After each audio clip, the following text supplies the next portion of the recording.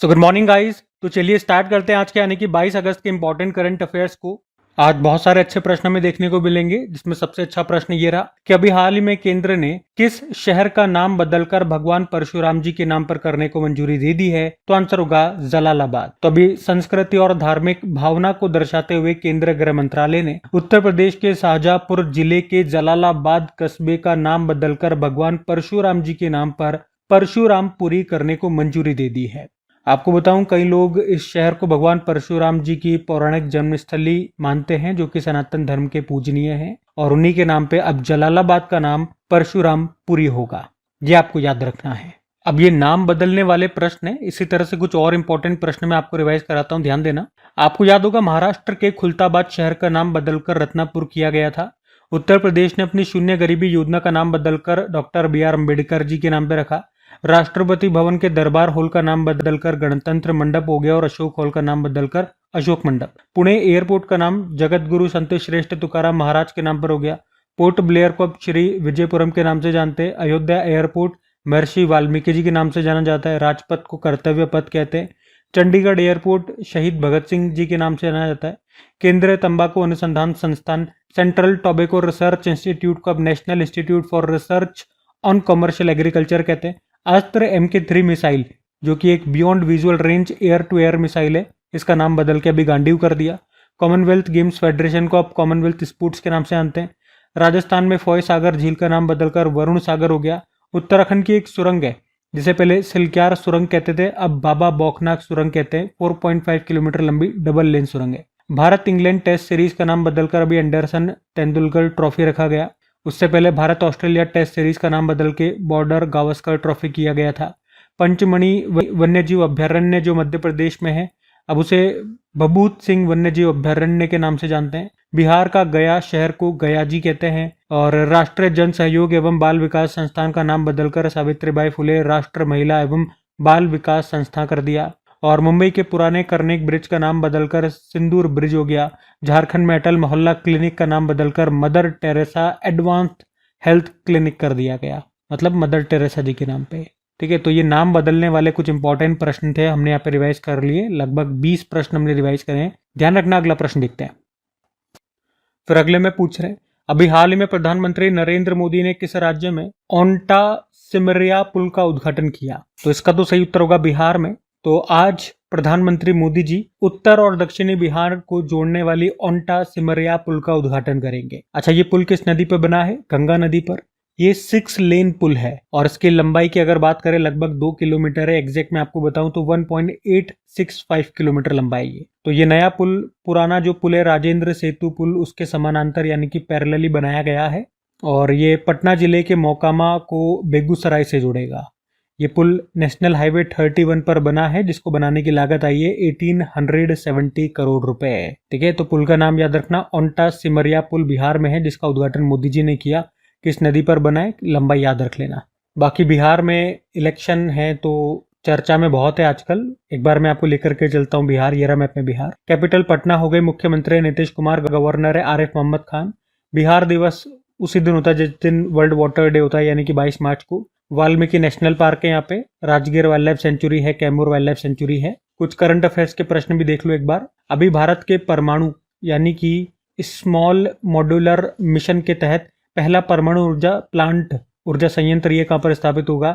बिहार के नवादा जिले के रजौली में। और सभी ग्राम पंचायतों में विवाह मंडप योजना को मंजूरी दे दी बिहार ने। बिहार के वैशाली जिले के वैशालीगढ़ में बुद्ध सम्यक दर्शन संग्रहालय और स्मृति स्तूप का उद्घाटन यहाँ पे किया गया। और चुनाव आयोग ने अखिल भारतीय मतदाता सूचियां का विशेष गहन पुनरीक्षण यानी कि स्पेशल इंटेंसिव रिवीजन करने की अभी घोषणा की है। और इसे अभी हाल ही में किस राज्य में किया गया? तो आंसर होगा Bihar. Asia rugby under 27 championship 2025 ये हुआ बिहार के राजगीर में, जिसका मैस्कॉट याद रखना क्या है? अशोक, जो रिप्रेजेंट करता है खरगोश को। ठीक है, अगला प्रश्न देखते हैं। फिर अगले में पूछ रहे हैं, अभी हाल ही में विश्व वरिष्ठ नागरिक दिवस कब मनाया गया? तो आंसर होगा 21 अगस्त को। तो हर साल 21 अगस्त को वर्ल्ड सीनियर सिटीजन डे के रूप में मनाया जाता है। और इस बार की थीम भी है समावेशी भविष्य के लिए बुजुर्गों की आवाज को सशक्त बनाना, empowering elderly voices for an inclusive future.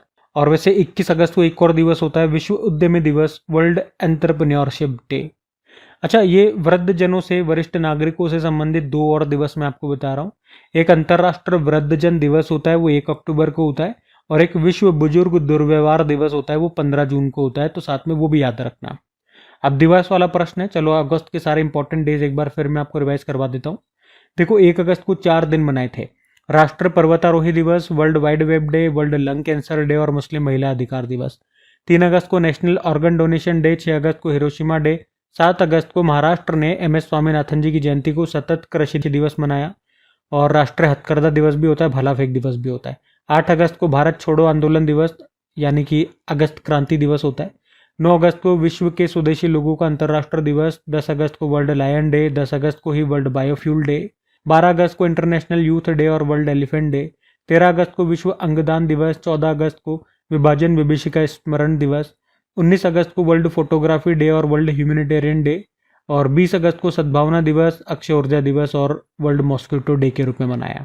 ठीक है, तो ये सब ध्यान में रखना। अगला प्रश्न देखते हैं। फिर अगले में पूछ रहे हैं कि भारत का 22वां IIM ये कहां पर स्थापित किया जाएगा, तो आंसर होगा गुवाहाटी में। एक्चुअली में अभी लोकसभा में IIM अमेंडमेंट बिल 2025 पास किया गया। ये bill Indian institute of management act 2017 को संशोधित करेगा और IIM गुवाहाटी को भारत में IIM की लिस्ट में शामिल करेगा। तो इसकी स्थापना के बाद ये भारत की 22वीं IIM होगी और नॉर्थ ईस्ट इंडिया की दूसरी IIM होगी, क्योंकि नॉर्थ ईस्ट इंडिया का जो पहला IIM है यानी कि इंडियन इंस्टीट्यूट ऑफ मैनेजमेंट है, ये शिलोंग में खुला गया था 2007 में। अगर पूछे कि भारत में सबसे पहला IIM कौन सा था, तो IIM कलकत्ता, ये 1961 में खुला था। और एक और प्रश्न बन सकता है कि भारत के बाहर कैंपस खोलने वाला पहला IIM कौन सा है और कहाँ पर खुलेगा कैंपस, तो कैंपस ये दिल्ली में खुलेगा, नाम है IIM अहमदाबाद। ठीक है, तो ये पॉइंट भी याद रखना इंपॉर्टेंट रहेगा। अगला प्रश्न देखते हैं। फिर अगले में पूछ रहे हैं अभी हाल ही में WHO ने किसे रुबेला मुक्त घोषित किया, तो अच्छा प्रश्न है, सही उत्तर इसका हो जाएगा नेपाल। तो याद रखना कि अभी WHO वर्ल्ड हेल्थ ऑर्गेनाइजेशन ने भूटान, कोरिया, मालदीव, श्रीलंका और तिमोर लेस्ते के बाद नेपाल को भी रुबेला मुक्त घोषित कर दिया है, और इस तरह से ये रुबेला मुक्त होने वाला छठा साउथ ईस्ट एशियन कंट्री बन गया है। और आपको पता है, अगर किसी भी देश में लगातार 3 सालों तक उस पर्टिकुलर रोग का कोई भी रोगी, कोई भी पेशेंट नहीं आता है, तो WHO उस देश को उस रोग से, उस पर्टिकुलर रोग से मुक्त घोषित कर देता है। यहाँ पे रुबेला की बात हो रही है, तो ये एक वायरल इन्फेक्शन है, यानी कि एक दूसरे से फैलता है, वायरस से होता है। इसे जर्मन मीजल्स के नाम से भी जाना जाता है। इंग्लिश में आपने मीजल्स, रुबेला आपने सुना होगा, ये वही है। इसमें बॉडी में माइल्ड फीवर हो जाता है, रैशेज हो जाते हैं, और इसके लिए कौन सी वैक्सीन लगती है, MR vaccine, measles rubella vaccine. Bharat की अगर हम बात करें तो भारत ने इसके लिए अप्रैल 2025 में national zero measles rubella elimination campaign शुरू किया था। भारत का उद्देश्य है रुबेला मुक्त होने का कब तक का, 2026 का। वैसे भारत अभी किन किन से मुक्त हो चुका है, तो भारत 1977 में चेचक मुक्त घोषित किया गया था WHO के द्वारा, 2014 में पोलियो मुक्त, और अभी 2025 में ट्रैकोमा मुक्त घोषित किया गया था WHO के द्वारा। वैसे ट्रैकोमा से एक और देश अभी मुक्त हो गया है, कौन सा बताओ, सेनेगल। और अभी बिल्कुल शायद 2024 के लास्ट में या 2025 में हमने बहुत सारे देश अलग अलग रोगों से मुक्त होते हुए देखे हैं। कुछ एक मैं आपको रिवाइज कराऊं, जॉर्डन कुष्ठ रोग से मुक्त हुआ था, पता है। सूरीनाम अभी लेटेस्ट मलेरिया मुक्त हुआ था, और केन्या ये ट्रिपेनोसोमियासिस यानी कि निद्रा रोग, स्लीपिंग सिकनेस से मुक्त हो गया था, और नाइजर ऑनकोरसेरसियासिस जिसे रिवर ब्लाइंडनेस भी कहते हैं, इससे भी मुक्त हो गया था। ठीक है, तो ये कुछ एक इसी तरह के पॉइंट्स थे, इनको भी ध्यान में रख। अब WHO से संबंधित भी कुछ स्टैटिक मैं आपको बताता हूँ, लेकिन नेपाल की बात हो रही है तो पहले एक बार नेपाल लेकर के चलता हूँ। ये रहा मैप में नेपाल।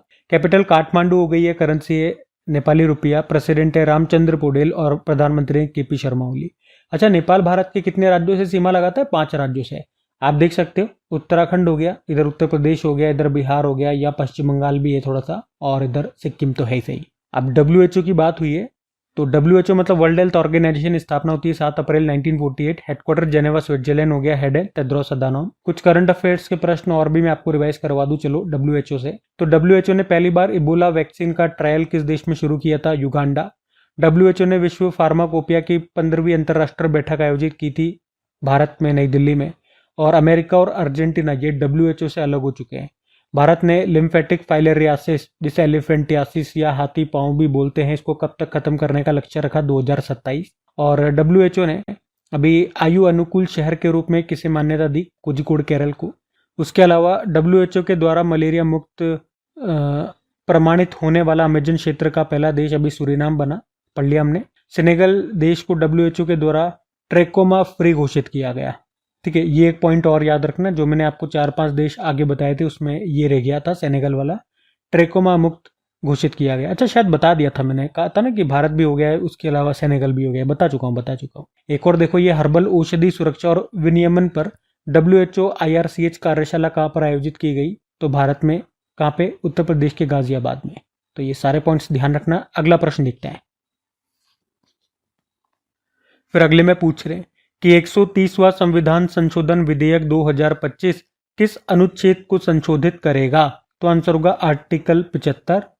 तो अभी लोकसभा में 130वां कॉन्स्टिट्यूशन अमेंडमेंट बिल 2025 लाया गया। ये अमेंडमेंट संविधान के अनुच्छेद 75 को संशोधित करेगा। क्या बताता है ये आर्टिकल 75? ये प्रधानमंत्री और काउंसिल ऑफ मिनिस्टर्स के बारे में बात करता है। तो अब ये नया संविधान संशोधन क्या कहता है? तो नए बिल के तहत अगर प्रधानमंत्री, मुख्यमंत्री और यूनियन या स्टेट मिनिस्टर्स को 5 साल या उससे ज़्यादा के कोई भी अपराध में 30 दिन तक के लिए अगर अरेस्ट या कस्टडी में लिया जाता है तो 31वें दिन उसे अपने पद से हटा दिया जाएगा। तो इसमें हमने देखा प्रधानमंत्री, मुख्यमंत्री, सेंट्रल मिनिस्टर्स और स्टेट मिनिस्टर्स ये सब आ गए हैं। अच्छा, आपके यहाँ पे दिमाग में एक और प्रश्न आ सकता है, क्या हटाने के बाद भी फिर से अपने पद पर आ सकते हैं क्या? तो आंसर होगा हाँ। यदि किसी को पद से हटाया जाता है तो जब वे कस्टडी या अरेस्ट से बाहर आते हैं तो उसे फिर से अपॉइंट किया जा सकता है। ठीक है, तो ये ध्यान में रखना। अगला प्रश्न देखते हैं। फिर अगले में पूछ रहे हैं कि अभी हाल ही में किस राज्य की शक्ति योजना 500 करोड़ से ज्यादा महिला यात्रियों के साथ golden book of world records में दर्ज हुई है? तो आंसर होगा कर्नाटक। तो कर्नाटक में चलती है ये शक्ति योजना। इसमें राज्य की महिलाओं को बसों में मुफ्त यात्रा कराई जाती है। तो इस योजना ने सबसे अधिक महिला यात्रियों को यात्रा कराने के लिए अभी golden book of world records में अपना नाम दर्ज कराया है। अभी तक इस योजना के तहत महिला यात्रियों को 500 करोड़ रुपए के मुफ्त टिकट दिए जा चुके हैं। ठीक है, तो याद रखना शक्ति योजना का संबंध किससे है? कर्नाटक से है। इस योजना में क्या होता है? महिलाओं को बसों में मुफ्त यात्रा कराई जाती है। अब बात कर्नाटक की है तो कर्नाटक भी लेकर के चलते हैं। ये रहा मैप में कर्नाटक। कैपिटल बंगलुरु हो गया, मुख्यमंत्री सिद्धारमैया, गवर्नर है थावरचंद गहलोत। कुछ करंट अफेयर्स के प्रश्न भी आपको कर्नाटक से रिवाइज कराए जाएं, लेटेस्ट वाले। तो गूगल ने देश में अपना सबसे बड़ा परिसर कैंपस अनंत, जिसका नाम है, कहाँ पर खुला? बंगलुरु। संगीत कला निधि पुरस्कार 2025 दिया गया आर.के. श्रीराम कुमार को, वायलिन वादक है। नृत्य कला निधि पुरस्कार 2025 उर्मिला सत्यनारायण को, भरतनाट्यम से संबंध है। पुरावशेषों का ग्राम स्तरीय सर्वेक्षण पूरा करने वाला पहला राज्य ये कर्नाटक है। एशिया में लेवल 5 कार्बन मान्यता पाने वाला पहला एयरपोर्ट केम्पेगौड़ा एयरपोर्ट है। और civil defence mock drill operation Abhyas ये बंगलुरु में हुआ था। कुसुम सी योजना यहाँ शुरू हुई। टाटा कंपनी और एयरबस, जो कि एयरबस ये फ्रांस की है, ये कर्नाटक के कोलार जिले में भारत का पहला made in India H-125 helicopter assembly plant स्थापित करेगी। कर्नाटक वन विभाग का ब्रांड एम्बेसडर अनिल कुंबले को बनाया। भारत में अनावृष्टि के कारण व्यापक मानवीय आपदा का पहला ज्ञात ऐतिहासिक दस्तावेज गुट्टाला अभिलेख ये कहाँ पर खोजा गया? कर्नाटक के हावेरी में। फिनटेक कंपनी है स्लाइस, इसने भारत में अपनी पहली यूपीआई संचालित बैंक शाखा ओपन की है। कहाँ पे? बंगलुरु में। उसके अलावा बाघ घनत्व के मामले में दुनिया में पहले स्थान पर कौन कौन है? तो पहले स्थान पे बांदीपुर टाइगर रिजर्व है जो कर्नाटक में मिलेगा। बाकी दो कौन है? जिम कॉर्बेट और काजीरंगा टाइगर रिजर्व में। ग्लोबल एआई सिटी इंडेक्स 2025 में सिंगापुर टॉप पर है, तो भारत में बंगलुरु टॉप पर है जो पूरे इस लिस्ट में 26वें स्थान पर है। यूनाइटेड नेशन डेवलपमेंट प्रोग्राम ने जो इक्वेटर प्राइज 2025 दिया किसे? बीबी फातिमा सेल्फ हेल्प ग्रुप को, ये कर्नाटक का है। 80,000 लोगों के बैठने की क्षमता वाला देश का दूसरा सबसे बड़ा क्रिकेट स्टेडियम ये कहाँ पर बनेगा? बंगलुरु में। तो ये कर्नाटक से सारे इंपॉर्टेंट प्रश्न मैंने आपको रिवाइज कराए, ध्यान में रखना। अगला प्रश्न देखते हैं। अभी हाल ही में किसने one free zone passport launch किया है? तो आंसर होगा दुबई। तो ये दुबई की ही एक पहल है जिसका उद्देश्य है कि अगर कोई कंपनी दुबई के किसी भी फ्री जोन क्षेत्र में अपना अगर कोई व्यवसाय संचालन करना चाहती है तो उसे केवल वन फ्री जोन पासपोर्ट ले लेना होगा, जिससे क्या होगा, हर क्षेत्र के लिए, दुबई के हर फ्री जोन क्षेत्र के लिए अलग अलग लाइसेंस लेने की उसको जरूरत नहीं पड़ेगी। वो दुबई में कहीं पर भी जाए, वो दुबई में कहीं पर भी चाहे तो अपना व्यवसाय संचालित कर सकती है। ये इसका फायदा होगा। जैसे कि यूं समझो कि भारत में एक कंपनी आई, अब उसको राजस्थान में प्लांट खोलना है तो राजस्थान वालों से लाइसेंस लेना पड़ेगा, उत्तर प्रदेश में खोलना है तो वहां पर भी लेना पड़ेगा, उसको आंध्र प्रदेश में खोलना है तो वहां का भी अलग से लाइसेंस लेना पड़ेगा। ठीक है, तो इससे परेशानी होगी, उसका भी समय खराब होगा, पैसा खराब होगा। तो उसी तरह से दुबई वालों ने यहाँ पे क्या करा कि भैया कोई भी कंपनी आ रही है, एक वन फ्री जोन पासपोर्ट हम आपको दे देंगे, फिर आपकी मर्जी हो जहां पर आप अपना व्यवसाय शुरू करो, आपको टेंशन नहीं लेना है। इससे समय की बचत होगी, पैसे की बचत होगी, और दूसरी बड़ी चीज, इससे भाई कंपनी को भी काम करने में आसानी होगी। तो एक तरह से कंपनियों को आकर्षित करने का तरीका भी है ये। भाई कंपनियों को जहाँ अच्छा लगेगा, उनको फायदा दिख रहा होगा, इजिबिलिटी दिख रही होगी, तो वहां जाएगी वो। तो दुबई इसका आंसर है, याद रखना।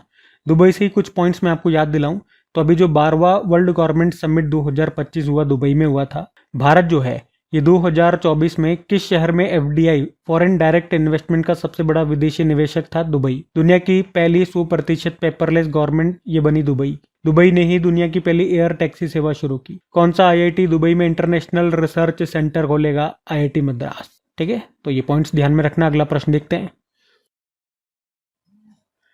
फिर अगले में पूछ रहे हैं, अभी हाल ही में जनजातीय कार्य मंत्रालय ने जनजातीय समुदायों को सशक्त बनाने के लिए अभी कौन सा अभियान शुरू किया? आदि कर्मयोगी अभियान। तो अभी हमारे जो केंद्रीय जनजातीय मंत्रालय है, वैसे जनजातीय मंत्री कौन है? हमारे जुएल ओराम है। तो अभी इस मंत्रालय ने भारत की जनजातीय समुदायों को सशक्त बनाने के लिए अभी आदि कर्मयोगी नाम से एक अभियान शुरू किया है। और कहां पर शुरू किया ये पूछेंगे तो अभी नई दिल्ली में जो आदि अन्वेक्षण नाम से एक राष्ट्रीय सम्मेलन का समापन हुआ था, उसी मौके पर इसको शुरू किया गया। उद्देश्य क्या है? उद्देश्य की बात करते हैं तो जनजातीय क्षेत्रों में योजनाओं की खराब कार्यान्वयन प्रणाली को दुरुस्त करना इसका काम होगा।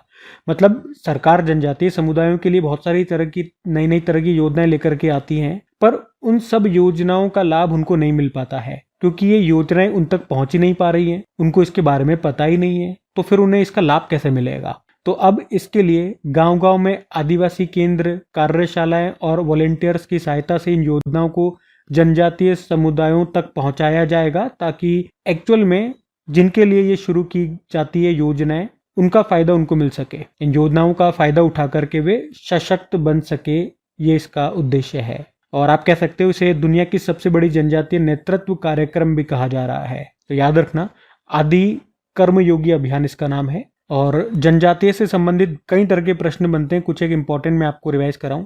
एक धरती आबा जनजातीय ग्राम उत्कर्ष योजना, ये 2 अक्टूबर 2024 को लॉन्च की थी झारखंड में। झारखंड के हजारीबाग से इसको शुरू किया गया था। और वैसे आपको बता दूं, इस योजना को शुरुआत में प्रधानमंत्री जनजातीय उन्नत ग्राम अभियान का नाम दिया गया था। वैसे जनजातीय गौरव दिवस कब होता है? 15 नवंबर को, बिरसा मुंडा जी की जयंती को। प्रधानमंत्री जनमन योजना, फुल फॉर्म हो जाएगा प्रधानमंत्री जनजातीय आदिवासी न्याय महाअभियान, 15 नवंबर 2023 को लॉन्च हुई थी, झारखंड में खुट्टी से लॉन्च हुई थी। और एक अच्छा प्रश्न ये स्टैटिक बनता है कि 1973 में किस आयोग ने आदम जनजातीय समूहों यानी कि प्रिमिटिव ट्राइबल ग्रुप्स को अलग श्रेणी के रूप में बनाया जो जनजातीय समूहों में कम विकसित हैं? तो इसका सही उत्तर हो जाएगा डेबर आयोग। कौन सा आयोग है? डेबर आयोग। और फिर 2006 में भारत सरकार ने पीटीजी का नाम बदलकर पीवीटीजी कर दिया था, पर्टिकुलरली वल्नरेबल ट्राइबल ग्रुप। अच्छा, ये भी प्रश्न बन सकता है किस पंचवर्षीय योजना में ये पीटीजी ग्रुप बनाया गया? चौथी पंचवर्षीय योजना जो चली थी 1969 से 1974 तक। टोटल कितने पीवीटीजी ग्रुप्स हैं? तो 75 है, जिसमें सबसे ज्यादा उड़ीसा में है। और एक राष्ट्रीय जनजातीय स्वास्थ्य सम्मेलन 2025 हुआ था, ये भी याद रखो, कहां पर? नई दिल्ली में। ठीक है, तो ये सब ध्यान में रखना। अगला प्रश्न देखते हैं। फिर देखो अगले में क्या पूछ रहे हैं कि अभी हाल ही में केंद्र सरकार ने कितने तेजस मार्क 1A विमानों के लिए 62,000 करोड़ रुपए के सौदे को मंजूरी दी है? तो आंसर होगा 97। तो अभी भारत सरकार ने हमारी इंडियन एयरफोर्स के लिए 97 लाइट कॉम्बैट एयरक्राफ्ट, हल्का लड़ाकू विमान तेजस मार्क 1A खरीदने के लिए समझौता किया? किसके साथ समझौता किया? हिंदुस्तान एरोनॉटिकल लिमिटेड के साथ में। कितने में? 62,000 करोड़ रुपए में। और कितने मिलेंगे हमें ये तेजस मार्क 1A जो लाइट कॉम्बैट एयरक्राफ्ट है? तो 97। ठीक है, आपको बता दूं इससे पहले भी फरवरी 2021 में सरकार ने हिंदुस्तान एरोनॉटिकल लिमिटेड को 83 लाइट कॉम्बैट एयरक्राफ्ट तेजस मार्क 1A के लिए 36,400 करोड़ रुपए का ऑर्डर दिया था। और ये जो तेजस MK1A मार्क 1A जो हम शामिल कर रहे हैं हमारी एयरफोर्स में, ये किन की जगह आएंगे या किन की जगह लेंगे? MiG-21 विमान की। और इन तेजस की जो मैक्सिमम स्पीड है वो कितनी है? ये है 2220 किलोमीटर प्रति घंटा, यानी कि 1.8 मैक। तो कौन बना रहा है इनको? हिंदुस्तान एरोनॉटिकल लिमिटेड, जिसकी बात करते हैं। एक तो स्टैटिक याद रखना, स्थापना होती है 1940 में, हेडक्वार्टर बंगलुरु, CMD है DK सुनील। और भारत की सबसे लेटेस्ट 14वें नंबर की महारत्न कंपनी अभी यही बनी थी। और मोदी जी ने, याद रखना, कर्नाटक के तुमकुरु में देश के सबसे बड़े हेलीकॉप्टर प्लांट का उद्घाटन किया था। यह हिंदुस्तान एरोनॉटिकल लिमिटेड का ही प्लांट है। और तेजस मैंने आपको बता ही दिया, देश का पहला स्वदेशी रूप से विकसित हल्का लड़ाकू विमान है। और हिंदुस्तान एरोनॉटिकल लिमिटेड ने उन्नत हिंदुस्तान जेट ट्रेनर 36 का नाम बदलकर यशस कर दिया। और स्वीडिश रक्षा कंपनी है साब, इसने electronics warfare laser warning system 310 के लिए अभी हिंदुस्तान एरोनॉटिकल लिमिटेड के साथ समझौता किया। अच्छा, ये साब कंपनी से याद आएगा, भारत में रक्षा क्षेत्र में 100% FDI लाने वाली पहली कंपनी यही है, स्वीडन की कंपनी है। किस देश ने भारत को दूसरा GEF 404 इंजन सौंपा? तो आंसर होगा अमेरिका। तो भारत में जो हिंदुस्तान एरोनॉटिकल लिमिटेड कंपनी, उसको ये इंजन मिला है। ये तेजस लड़ाकू विमान मार्क 1A में लगेगा ये वाला इंजन। ठीक है, ये सब ध्यान में रखना। बाकी ये थी आज की हमारी करंट अफेयर्स की क्लास। कमेंट करके जरूर बताना सेशन आपको कैसा लगा। अच्छा लगा तो प्लीज वीडियो को अपने दोस्तों के साथ में, स्टडी ग्रुप वाले जो भी आपके चैनल है वहां पे एक बार शेयर जरूर कीजिएगा। आपके टेलीग्राम पे, व्हाट्सएप पे, जहां पर भी स्टडी ग्रुप होंगे एक बार शेयर जरूर करना। और वीडियो को आपने अभी तक लाइक नहीं किया हो तो लाइक जरूर कर देना। बाकी इनकी प्रैक्टिस के लिए डेली क्विज में आपका अपलोड करता हूँ। कहाँ पे? आपकी क्रिक एग्जाम एप्लीकेशन पे। तो क्विज लगाते रहिए, प्रैक्टिस करते रहिए, ताकि एग्जाम टाइम पे कोई भी क्वेश्चन आपसे मिस ना हो। वरना रिवीजन नहीं करोगे ना तो एग्जाम टाइम पे सब चीजें मिक्स हो जाएंगी। सब ऑप्शन आपको पड़े पड़े लगेंगे। हाँ यार, ये भी पड़ा पड़ा लग रहा है, ये भी ऐसा लग रहा है, ये भी हो सकता है, ये भी हो सकता है। तो रिवीजन बहुत जरूरी है। तो बार बार अपने रजिस्टर के, अपने नोट्स के पन्ने पढ़े, उससे अच्छा है आप क्विज लगाते रहो। वो थोड़ा फास्ट मेथड है। साथ में आपको दूसरे स्टूडेंट्स के साथ अपनी रैंकिंग भी पता लगेगी, सुधार हो रहा है, नहीं हो रहा है, कैसा चल रहा है सब। तो क्रिक एग्जाम एप्लीकेशन, जिसका लिंक डिस्क्रिप्शन बॉक्स में भी है, या डायरेक्ट आप गूगल प्ले स्टोर से भी इंस्टॉल कर सकते हैं। इसके अलावा PDF आपको डेली का मिल जाती है टेलीग्राम चैनल पे। टेलीग्राम चैनल का भी लिंक नीचे डिस्क्रिप्शन बॉक्स में गिवन है। बाकी चलो अभी कल के करंट अफेयर्स का हम क्विक रिवीजन कर लेते हैं और सेशन एंड करते हैं। तो कल पहला प्रश्न पूछा था, अभी हाल ही में प्रेस महापंजीयक ने समाचार पत्रों और पत्रिकाओं के पंजीकरण को सरल बनाने के लिए कौन सा पोर्टल लॉन्च किया? प्रेस सेवा पोर्टल। उसके अलावा अभी कहाँ रेल पटरियों पर भारत का पहला सौर पैनल सिस्टम लगाया गया? तो आंसर होगा वाराणसी। और श्रमश्री योजना ये किसने शुरू की? पश्चिम बंगाल। और उत्तर प्रदेश का पहला ग्रीन हाइड्रोजन प्लांट ये कहाँ पर स्थापित हुआ? गोरखपुर। उसके अलावा भारत में अक्षय ऊर्जा दिवस ये मनाया गया 20 अगस्त को। और संसद में संसदीय कार्यवाही के लिए कितनी और भाषाओं को जोड़ा गया? 3। उसके अलावा अंतर्राष्ट्रीय कॉर्सिया सर्टिफिकेशन पाने वाली पहली भारतीय कंपनी कौन सी बन गई है? IOCL। और असम राइफल्स ने एडवांस ड्रोन ट्रेनिंग के लिए किसके साथ समझौता किया? IIIT मणिपुर। और हमने पढ़ा भी अंतर्राष्ट्रीय सम्मेलन मेल मेडिकॉन 2025 का आयोजन किसके द्वारा किया जाएगा? तो इंडियन आर्मी। और आखिरी प्रश्न था, विश्व युवा तीरंदाजी चैंपियनशिप 2025 का आयोजन कहां पर किया जा रहा है? तो आंसर होगा कनाडा में। चलो कल का भी होमवर्क प्रश्न देख लेते हैं और सेशन एंड करते हैं। तो कल आपसे पूछा था, पंडित लक्ष्मी चंद कलाकार सामाजिक सम्मान योजना ये किसने शुरू की? तो आंसर होगा हरियाणा। आप सभी ने प्रश्न का बिल्कुल सही उत्तर दिया। अब ये रहा आज का आपका होमवर्क प्रश्न।